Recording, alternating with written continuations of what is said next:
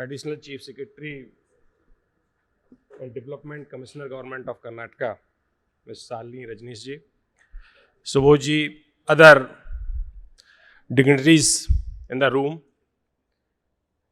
ladies and gentlemen. It's really proud privilege to be part of this event, which is on the role of AI in transforming governance. This topic is very important in the sense this topic can give something to you which AI cannot do it. What AI cannot do it, AI cannot tell, cannot create problem statement. AI can solve the problem. The problem can come from the people who are governing, from government officers, who is talking from mass lowest person in the pyramid to the president of this country. So those people can create problem statement. AI can solve it. And therefore this session is very unique when technology of AI, which can solve thousands of the problem, million of the problems, but that cannot generate. Therefore, we cannot underestimate the value of human, because AI cannot generate the problems. Problems we have to generate, and that it can be solved by. I am from Software Technology Parks of India, and basically facilitated export of software, development of software in this country since last 30 years. In Bangalore, if you are in Bangalore, you always feel like that you have become the technical person. Here, air is like technical type of the thing. So whether we used to call ourselves as like engineer first. I did my master's from IIT Banaras, then converted into government. Now today, I don't know whether I'm government officer, I'm regulator, I'm technocrat. It's a mix of so many things. But when you come to Bangalore, you feel that you are a technical things. Here, everything is in terms of technical.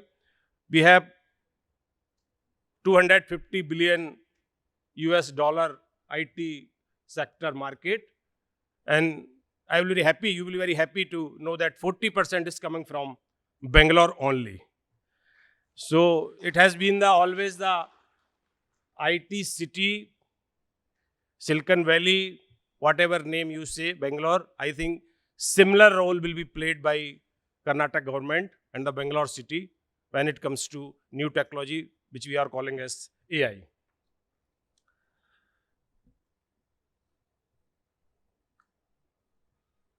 When we launched programs called Digital India in 2015, I think it was very difficult to envisage that the way it has changed governance, the way it has changed accountability of the government officers, the way it has created citizen engagement. But today we can see it. You can, with one touch, you can transfer the money. We have more than 10 billion transactions per month through UPI. And you know that Bangalore has become mother or father, whatever, of this new technology, whether you talk in terms of ONDC, you talk in terms of UPI, you talk in terms of the biometric Aadhaar-based system, everything, it all started from this centers called Bengaluru. So I am sure that this Bengaluru will play the same role when it comes to AI. Ultimately, today, what the AI is going to do?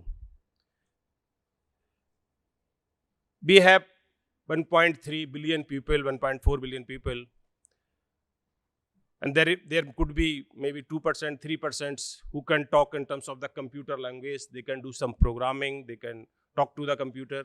But I think this AI will ensure that all 1.3 people can talk to the computer. So they will democratize the technology. AI will democratize the technology. where everybody can contribute for development of the technology, for development of solution of the problem which can arise from any corner of this country. So this, what the AI, when we say AI, it is a combination of so many things. It could be number one, data sets, as madam says, that you need data sets, you need algorithms, you need computing power, and you need skilled manpower. That's what is required to generate the AI modules, whether micro, large, small, any kind of the modules. And thanks to IT industry, today we have skilled, talented manpower, though we used to call ourselves as conveyor belt engineer, So, and I was good. Many of them who is 14, 50s, they know that since you are good in mathematics, you have been asked to take engineering, you have become the engineer. Some big IT company, TCS, Infosys came, they put you on conveyor belt and you have become the engineer. So we all are of that era. But thanks to those conveyor belt engineers, now today they become asset for AIs. They have become asset for generating a technology in this country.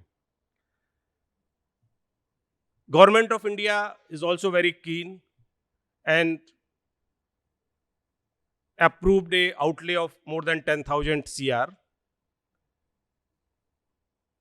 for development of AI. We call it as AI mission. And those 7 pillars which has been identified by the governments are, number one is India AI compute capacity. So government is going to take 10,000 GPU in public partnership, which can be used by any startup for developing models, large language models, or even the wrappers, which is required for development of AI modules.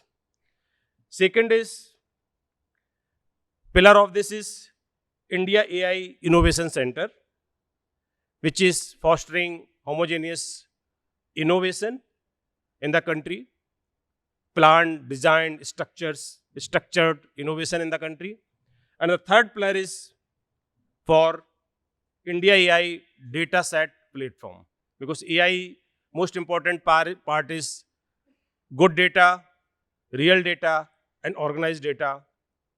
And therefore, this third pillar of Government of India is India AI data set platform for unleashing the data in the country. Fourth is India AI application development initiatives, where we are looking for real world applications which could be used for AI. Fifth is India AI future skills, building AI ready workforce. Sixth, India AI startup financing for deep tech startup, because initially when you start in the deep tech startup, BC comes a little later stage when they think that you have to start generating revenue out of your product. Till then, you need some support. So government has created one vertical, which is in the form of India AI startup financing. And last but most important is safe and trusted AI. So these 7 pillars has been created by Government of India with the outlay of more than 10,000 CR. And these pillars can be used by any startups in the country to develop models for AI. Be at STPI, always be in the facilitator for any sort of technology. Like Madam says, Sally ma'am says, that when she requires data centers, we were there to help Karnataka government to provide the data centers to them where they can store the data. Similarly, we have been facilitating to technology in any manner. We have created number of startups, Center for Entrepreneurship across the country.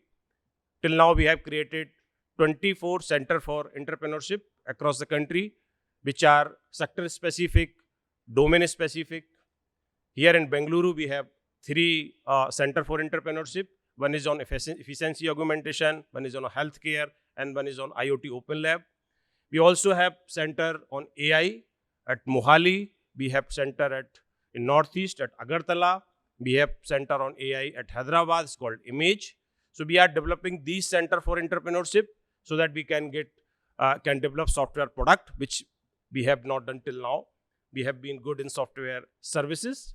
So to create software product from this country, these 24 center for entrepreneurship, with the help of various state governments, various other stakeholders like academicians, industry, these all working across the country. I think with this, we expect that not today, but tomorrow, India will become capital of intelligence. We can build in India, build AI in India, for India, and I think we can export like we have done for software, AI models from this country. Thank you very much.